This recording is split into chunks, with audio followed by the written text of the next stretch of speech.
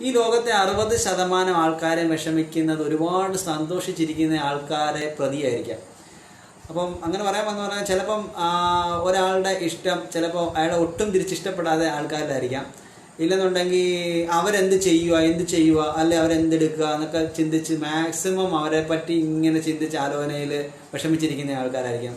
അപ്പോൾ ഞാനെന്ന് പറയാം, അതിൽ നിന്നൊക്കെ നമുക്ക് ഏറ്റവും നല്ല എസ്കേപ്പ് ചെയ്യാനുള്ള മെത്തേഡ് എന്ന് പറഞ്ഞാൽ നമ്മൾ ഒരാളെ സ്നേഹിക്കുകയാണെന്നില്ല, അതിപ്പോൾ ഫ്രണ്ട്ഷിപ്പോ അവരോ ആരും ആയിക്കോട്ടെ, അവർ ഏത് രീതിയിലാണെങ്കിലും നമ്മൾ സ്നേഹം കൊടുക്കുമ്പോൾ സ്നേഹം തിരിച്ച് കിട്ടിയില്ലെന്നുണ്ടെങ്കിൽ അവിടെ എപ്പോഴും പ്രശ്നങ്ങളാണ് ഉണ്ടാകുന്നത്. അപ്പോൾ നമ്മൾ 100% നമ്മൾ അവർക്ക് ഫോക്കസ് ചെയ്യുന്നുണ്ടെന്നുണ്ടെങ്കിൽ ഒരു 30-50% തിരിച്ച് ഫോക്കസ് ചെയ്യാത്ത ഒരാളെ നമ്മൾ ഒരിക്കലും നമ്മൾ സ്നേഹിക്കാനോ അല്ലെന്നുണ്ടെങ്കിൽ ഒരു രീതിയിലും ഇടപെടാൻ പോകരുതെന്നാണ് എല്ലാ രീതിയിലും ഞാൻ പറയുന്നത്. എന്താ കാര്യം എന്നറിയോ, നമുക്കെപ്പോഴും നമ്മൾ സന്തോഷം വേണമെന്നുണ്ടെങ്കിൽ നമുക്ക് എപ്പോഴും സ്നേഹത്തിലാണ് എപ്പോഴും നമ്മൾ സന്തോഷം തരുന്നത്. അപ്പോൾ നമ്മൾ സ്നേഹിക്കുന്ന ആൾക്കാരെ ഒരു 30% നമ്മൾ ഒരു 100% കൊടുക്കുന്ന സമയത്ത് 30% തിരിച്ച് തരാൻ പറ്റുന്ന ആൾക്കാർ, അല്ലെങ്കിൽ ഏതെങ്കിലും രീതിയിൽ നമുക്ക് അറിയണം അവരങ്ങനെ സ്നേഹിക്കുന്നുണ്ട്, നമ്മളെ കെയർ ചെയ്യുന്നുണ്ട്, നമ്മളെ വിഷമിക്കുന്നുണ്ട് എന്നറിയുന്ന ആൾക്കാരായിരിക്കണം. അല്ലെന്നുണ്ടെങ്കിൽ നമ്മൾ അവരെ വേണ്ടി വിഷമിച്ചിട്ട് എന്താ കാര്യം? അതിനെക്കാട്ടും നല്ല ദൈവത്തെ സ്നേഹിക്കുന്നില്ലേ. ദൈവത്തെ സ്നേഹിച്ചാൽ ചിലപ്പോൾ ഒരു നാൾ ചിലപ്പോൾ ഇത്രയൊക്കെ സ്നേഹിച്ചു കഴിഞ്ഞാൽ, ഒരുപാടൊക്കെ സ്നേഹിച്ചു കഴിഞ്ഞാൽ, ഇതുപോലൊക്കെ സ്നേഹിച്ചു കഴിഞ്ഞാൽ ചിലപ്പം